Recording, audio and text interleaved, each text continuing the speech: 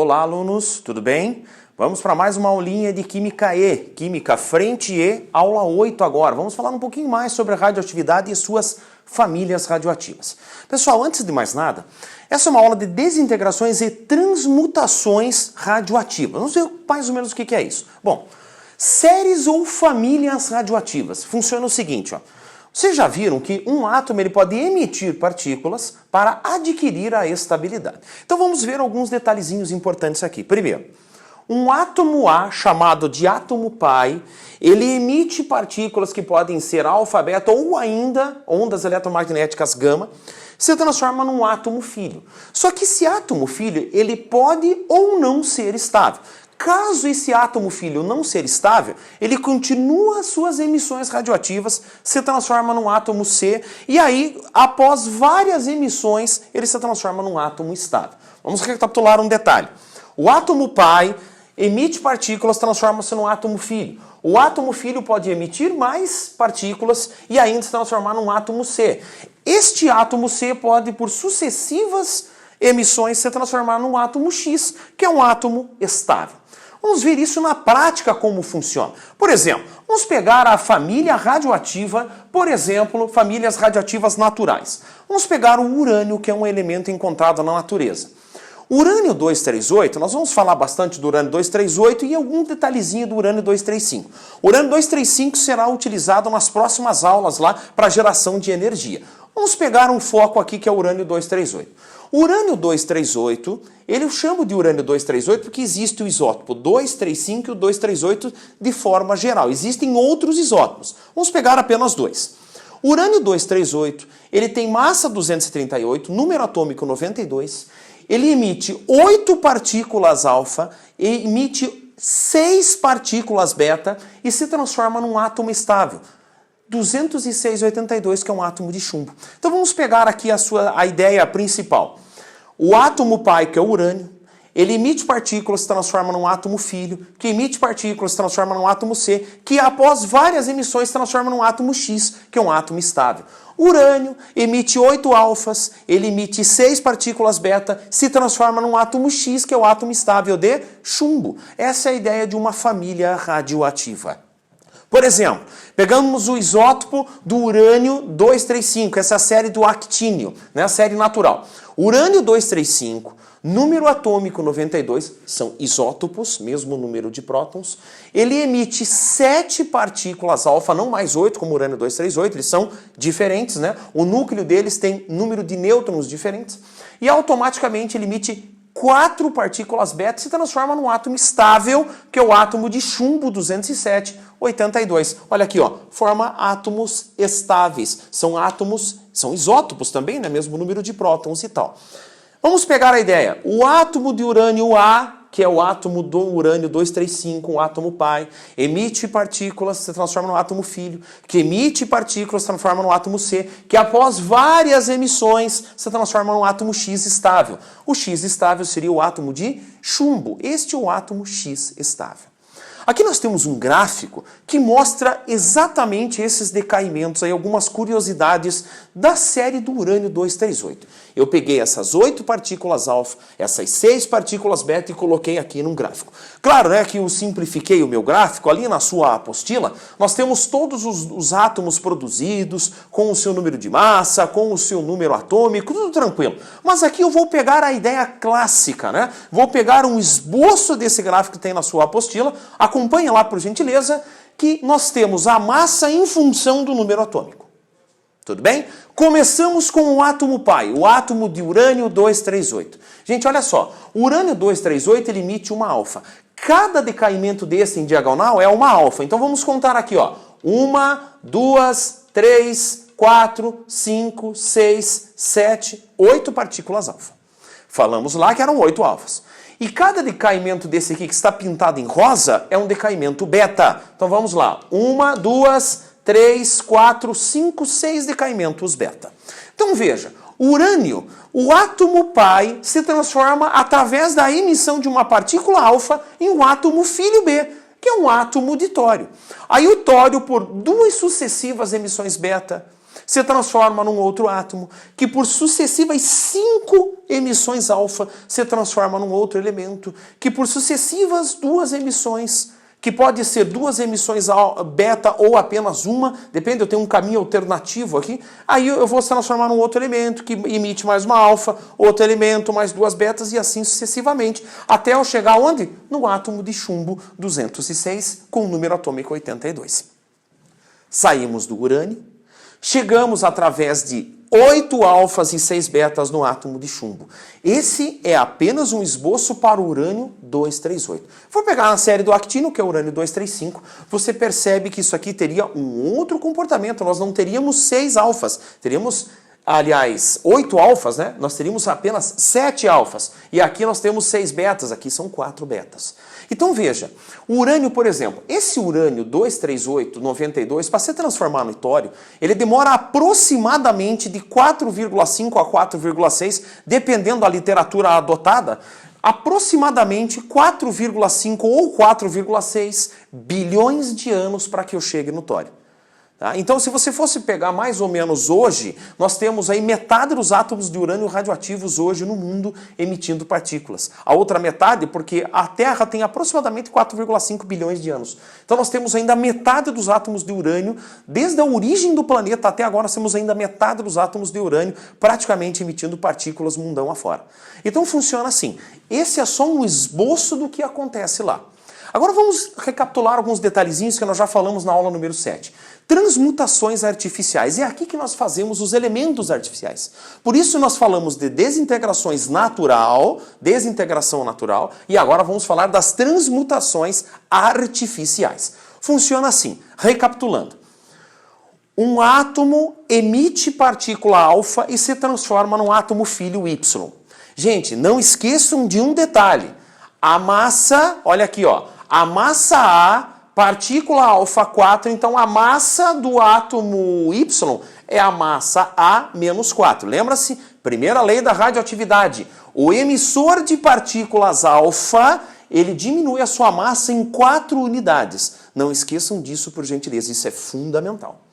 Vamos ver aqui agora a carga nuclear positiva, a carga elétrica nuclear.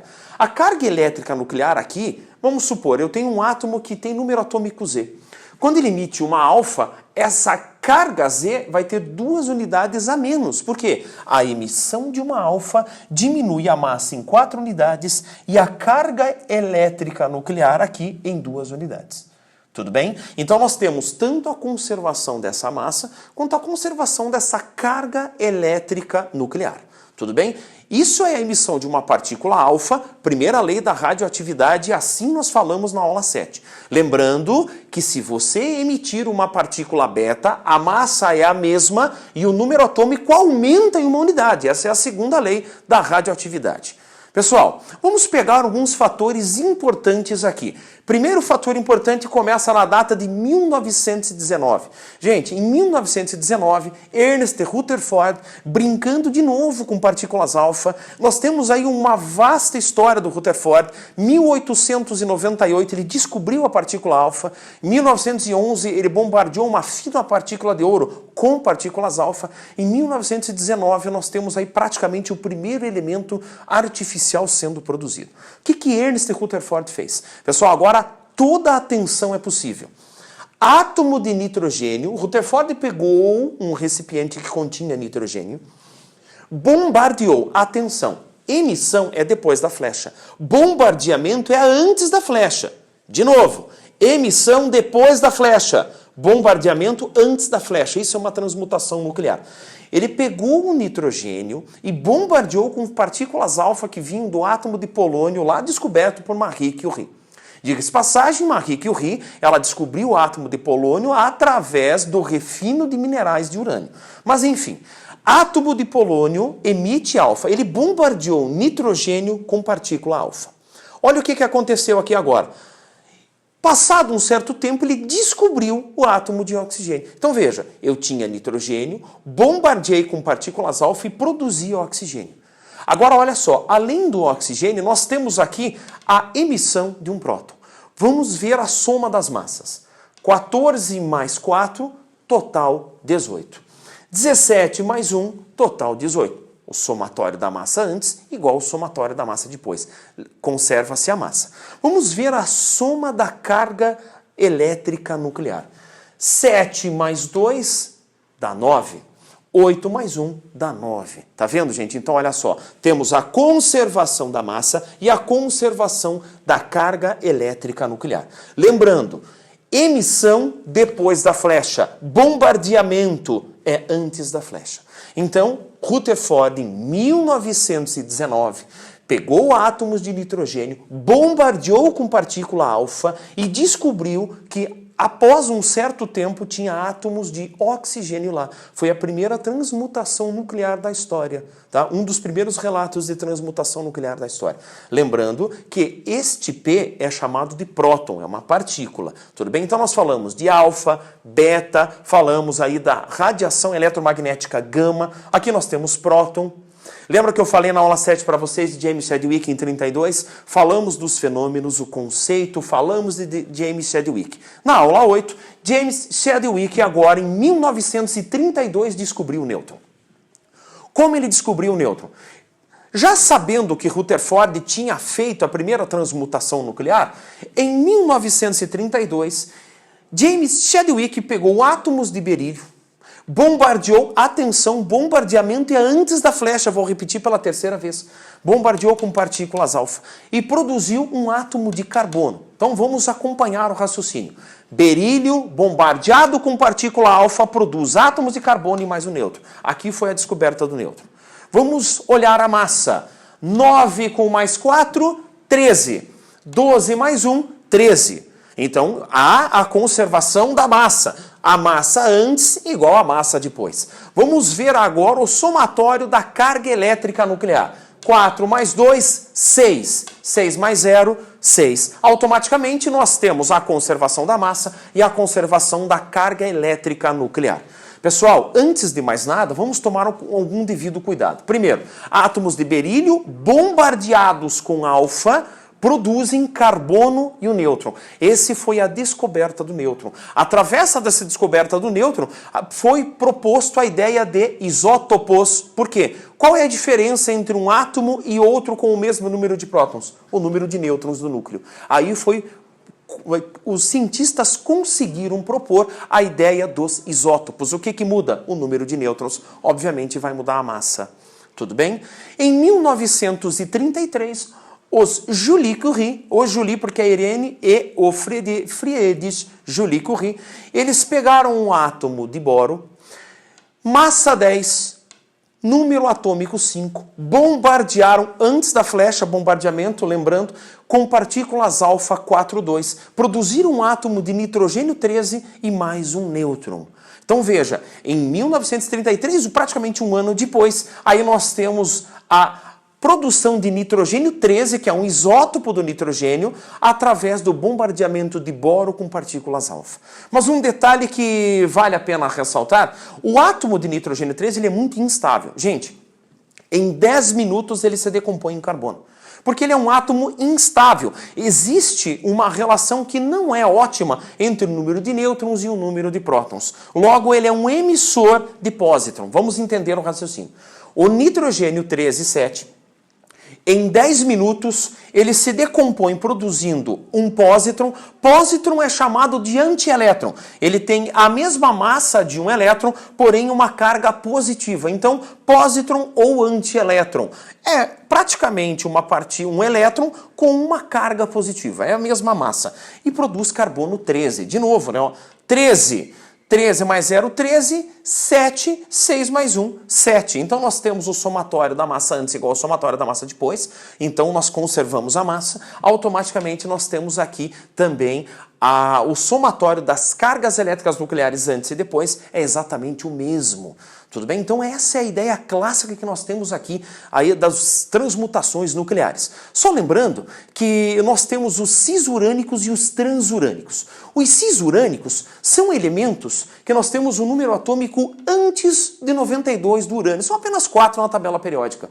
E os transurânicos são os elementos que têm número atômico maior do que o urânio na tabela periódica. São os elementos que têm número atômico acima de 92. Então aí é só uma ideia clássica, é uma orientação na tabela periódica. Ali na sua apostila, eu só quero chamar a atenção, existe uma tabela que tem ali um resumo das principais partículas que falamos. Lá nós temos partícula alfa, 4,2, nós temos a beta, que é 0 e menos 1, a radiação gama, que é 0 e 0. Lá nós citamos o próton, citamos o nêutron, citamos o antielétron, que é o pósitron, nós citamos também ali o deuteron, o prótio, o próprio prótio, o tríteron. É ali um resumo das partículas e os seus respectivos nomes. Não precisa decorar esses nomes. Nós vamos falar 4 aulas de radioatividade. Espero sinceramente que você apenas as memorize de forma construtiva. De tanto utilizá-las, a gente vai lembrar. As principais, alfa, beta e gama, isso eu não tenho dúvidas que você vai lembrar. Então é só um resumo ali de todas as partículas vistas até agora. Pessoal, um grande abraço, espero vocês na aula número 9.